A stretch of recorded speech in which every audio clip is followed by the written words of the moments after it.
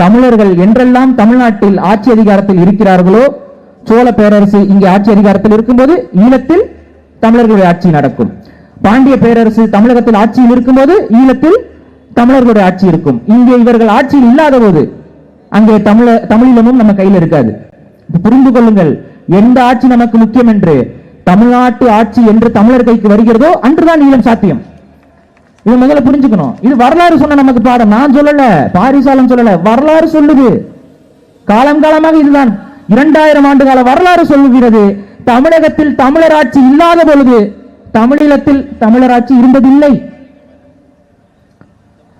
அப்ப இப்படி இருக்கக்கூடிய இந்த சூழல்ல பல ஆட்சிகள், சோழர்கள் போறாங்க, அனுராதபுரம் இதெல்லாம் கைப்பற்றுறாங்க, அவங்க ஆட்சி செய்யறாங்க, சைவ மதத்தை அங்க வளர்க்குறாங்க, எல்லாம் நடக்குது.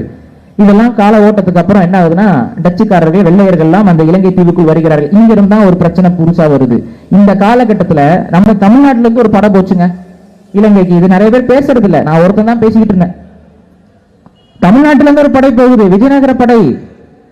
தமிழகத்தை அடிமைப்படுத்திய விஜயநகர பேரரசு படை, அந்த வடிவப்படை அது என்ன பண்ணுதுன்னா போது இலங்கைக்கு. குமாரகிருஷ்ணப்ப நாயக்கர்னு ஒருத்தர் படையெடுத்து போறாரு. அந்த குமாரகிருஷ்ணப்ப நாயக்கர் அங்கிருந்த கண்டி பேரரசை வீழ்த்தி அவர் ஒரு பேரரசை உருவாக்கி கொள்கிறார். அது பேர் கண்டி அரசு. அந்த கண்டி அரசு என்பது தமிழகத்தில் இருந்து சென்ற தஞ்சை மற்றும் மதுரை நாயக்கர்களுடைய வம்சத்தர்கள் தான் அங்க போய் ஆள்றாங்க. மூன்றாவது இனம், பலரும் சொல்ல மறுக்கக்கூடிய ஒரு வரலாறு. இலங்கையில் 2 இனங்கள் இருக்குன்னு நம்ம பேசிட்டு இருக்கோம், சிங்கள இனம், தமிழ் இனம்னு. இல்ல, மூன்றாவது ஒரு இனம் இருக்கிறது. தமிழகத்தில் இருந்து சென்ற விஜயநகர பேரரசுகளின் வாரிசு ஒரு இனம். இந்த மூன்றாவதாக போனவர்களுக்கு ஒரு நெருக்கடி. என்ன நெருக்கடினா, சிங்களவனும் 2000 வருஷமா இருக்கான், தமிழ பல ஆயிரம் வருஷமா இருக்கான், நம்ம வெறும் 300 வருஷமா தான் இருக்கும். நாளைக்கு ஜனநாயக தன்மையில இங்க ஆட்சி அதிகாரம் வரும் பொழுது, இங்க மக்களாட்சி வரும் பொழுது யார் நம்ம தேர்ந்தெடுப்பா? எப்படி நம்ம அதிகாரத்தை பாதுகாக்கிறது? ஏன்னா நம்ம ஒரு சிறுபான்மை. அப்ப யோசிக்கிறான், யார் கூட கூட்டணி சேர்றது? யாரு முட்டாள்? அவனுக்கு தமிழும் தெரியும், சிங்களமும் தெரியும். யாரோட கூட்டணி சேர்றது யோசிச்சான்.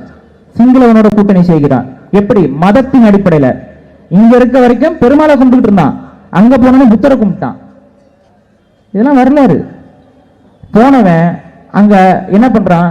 சிங்கள மத பௌத்த மத பேரினவாதத்தை ஊதி பெருசாக்குறான்.